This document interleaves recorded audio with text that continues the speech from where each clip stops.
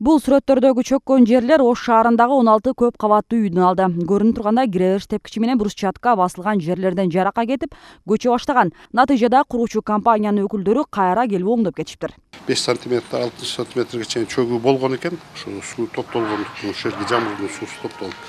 Ошол эле күнү подрядчик тарабынан кайра бул жерди оңдоп, азыр жасалып, ордуна келтирди. Азыр мына лестницанын башынан куюп, башкадан куюп койду. Эми үстүндөгү плиткаларды азыр жабыштыруу иштери калды. Бул бетон прошосун алса, үстүн кылат.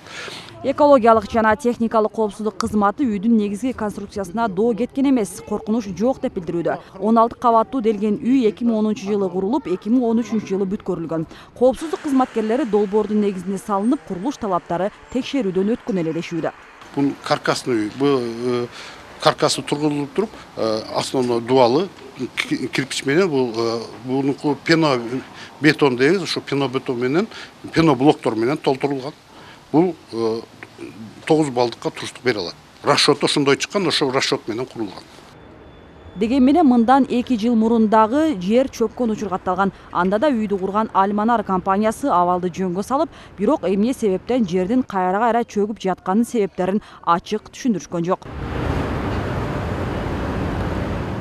Турак-жай курулуп бүткөндөн кийин сапаты начар экендиги, курулуш талаптары сакталган эмес деген маалыматтар тарап, элдердин жашоосуна уруксаат берилбей жүргөн. Ошого карабастан 2015-жылы күч органдарына кызматтык батир катары бөлүнүп берилген болчу. Шаардык бийлик буга биз жооптуу эмеспиз дейт. Анткени курулушту кабыл алууга Ош шаардык мэриясы кийлигишпептир. Бирок чындыгында буну Ош шаарынын мэриясы аталган 16 этаж үй боюнча бул үйлөрдү мындай тараткан эмес да, Ош шаарынын мэриясы. Бул тиешелүү өкмөттүн токтому менен Разакова 46А 16 көп кабаттуу үйү, 16 этаждуу көп кабаттуу үйү күч органдарынын кызматкерлерине өткөрүлүп берилген дагы бүгүнкү күндө биздин муниципалдык менчик баланста эмес.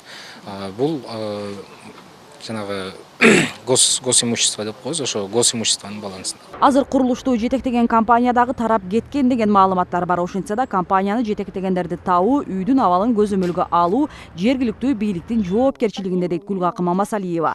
Ал мамлекеттик дирекция куруп берген үйлөрдүн техникалык нормаларга жооп берет деген комиссиянын чечими дагы шек жаратаарын кошумчалайт. Жаңы мэр ошону колго алып туруп, мурунку болгон окуяларды жаңы ачып туруп, ошолорду суракка чакырса болот да. Менин оюмча, ошол комиссияда, межведомственный комиссияда ошол үйдү эксплуатацияга алган комиссиянын өзүндө азыркы мэрияда иштеген адамдар деле отурат да. Протоколдору бар жазылган. Болгон ситуациянын баарына мэрия контроль жүргүзүш керек. Контроль жүргүзүп, жооп алыш керек. Жоопкерчиликти алыш керек. Ал эмне шаарда мына менен иштейм, мына менен иштебейм деген саясат болбойт да. Ош шаарындагы гана Кичи районунда мамлекеттик дирекция тарабынан салынган 2 көп кабаттуу үйдүн жертөлөлөрүндө да суу толуп, коркунуч жаралган. Мына ошондон кийин эле турак-жайлар авариялык абалда деген тыянак чыгарылган болчу. Нуржамал Баргыбаева, Бексултан Абиев, Ынтымак.